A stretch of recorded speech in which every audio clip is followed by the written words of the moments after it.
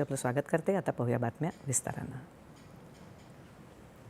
केंद्रीय अर्थसंकल्पावरील चर्चेपूर्वीच विविध मुद्द्यांवरून विरोधी पक्षांनी आक्रमक पवित्रा घेतल्यानं आज लोकसभेचं कामकाज सलग 2 वेळा तहकूब करावं लागलं। संसदेच्या दोन्ही सत्रात विरोधकांनी केलेल्या जोरदार घोषणाबाजीमुळे कामकाज विस्कळीत झाल्यामुळे कामकाज आधी 12 वाजेपर्यंत आणि नंतर दुपारी 2 वाजेपर्यंत तहकूब करावं लागलं। सकाळी 11 वाजता कामकाज सुरू होताच काँग्रेस, समाजवादी पक्ष आणि तृणमूल काँग्रेसच्या सदस्यांनी हौद्यात उतरून गोंधळ घालायला सुरुवात केली। तालिका अध्यक्षांनी प्रश्नोत्तराचा तास सुरू करण्याचा प्रयत्न केला, मात्र गदारोळ सुरूच राहिला।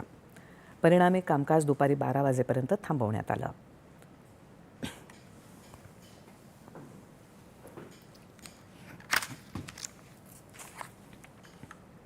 सर, ये बजट का समय है। मेरा अनुरोध है कि आज बजट पे चर्चा कीजिए। हम लोग कल भी कांग्रेस वाले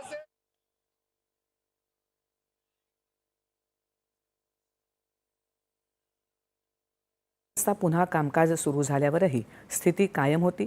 संसदीय कार्यमंत्री किरेन रिजिजू यांनी इतर विरोधी खासदार बोलण्यास तयार असताना केवळ काँग्रेस अर्थसंकल्पावरील चर्चेत अडथळा आणत आहे अशी टीका केली। समाजवादी पार्टी के, तृणमूल कांग्रेस के, डीएमके के उनके नेता भी बोलने के तैयार है। कांग्रेस ही अपना बात शुरू नहीं करते हैं।